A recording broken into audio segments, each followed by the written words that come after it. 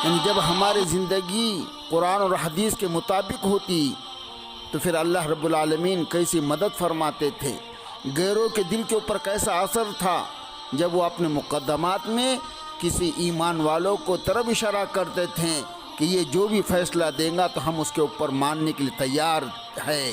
یہ اخلاق تھے مسلمانوں کے، یہ دور کی بات نہیں بلکہ ہمارے ہی ہندوستان کا واقعہ ہے کہ کاندھلا میں ایک زمین کا چھوٹا سا ٹکڑا تھا جس پر ہندوؤں اور مسلمانوں کے درمیان جھگڑا تھا۔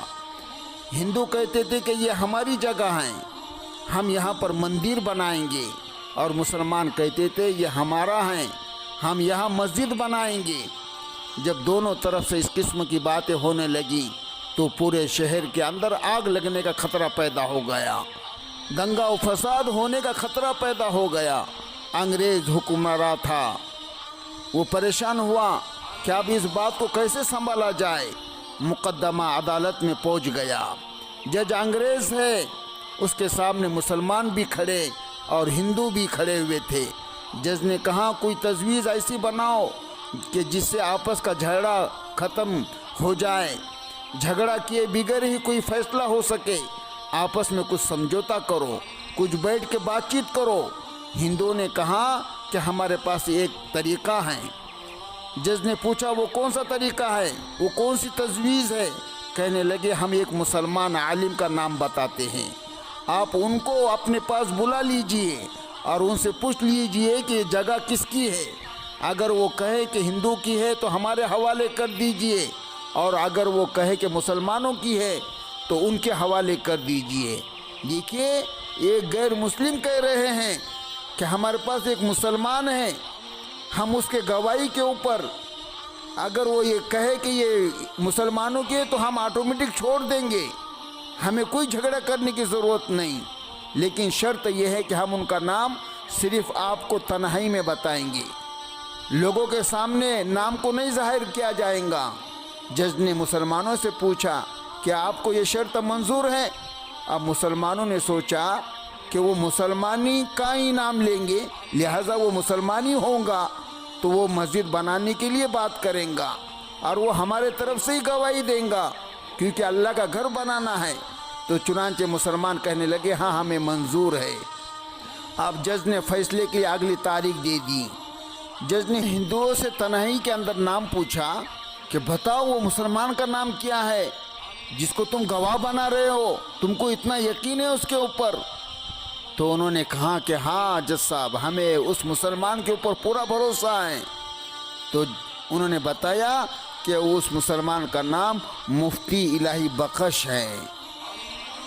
یہ بہت بڑے اللہ والے گزرے ہمارے ہندوستان کے اندر، اور بہت دور کی بات نہیں، یہ ابھی ماضی قریب کی بات ہے۔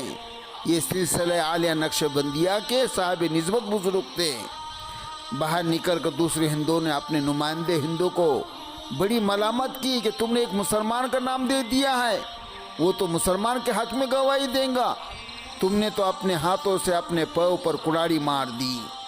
اور یہاں پر مسلمانوں کے دلوں میں خوشی تھی کہ ایک مسلمان کی گواہی لی جائیں گی، چنانچہ وہ خوشیاں منانے لگے۔ اب مسلمانوں کو یقین تھا کہ ایک مسلمان ہے اور وہ مسجد کے حق میں ہی فیصلہ دیں گا۔ جب اگلی تاریخ آئی تو کثیر تعداد میں لوگ عدالت میں پہنچ گئے، ہندو ایک طرف، مسلمان ایک طرف۔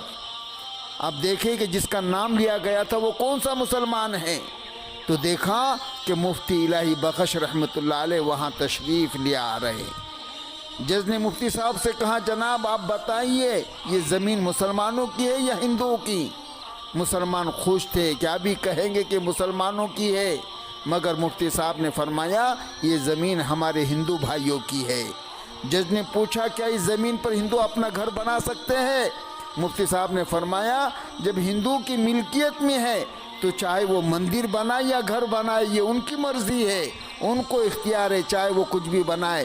چنانچہ جج نے اسی وقت ایک تاریخی فیصلہ تاریخی الفاظ میں لکھا کہ آج کے اس مقدمے میں مسلمان ہار گئے مگر اسلام جیت گیا۔ جب جج نے یہ فیصلہ سنایا تو ہندوؤں نے کہا جج صاحب آپ نے اپنا فیصلہ سنایا، اب ہمارا بھی فیصلہ سنیے کہ ہم کلمہ پڑھ کر مسلمان ہوتے ہیں، اب ہم اپنے ہاتھوں سے اس جگہ مسجد بنائیں گے۔ سبحان اللہ، ایک اللہ والے کی زبان سے نکلی ہوئی سچی بات کا یہ اثر ہوا کہ ہندوؤں نے اسلام بھی قبول کیا اور اپنے ہاتھوں سے مسجد بھی بنا دی۔ کسی نے کیا ہی اچھی بات کی، ہزار خوف ہو لیکن زبان پر دل کی رفیق، یہی رہا ازل سے قلندروں کا طریق۔ اللہ رب العالمین ہمیں بھی ایسی زندگی گزارنے کی توفیق عطا فرمائے کہ ہمارے چال و ڈھال کو دیکھ کر غیروں بھی ہمارے سے محبت کرنے والے اور اسلام قبول کرنے والے بن جائیں۔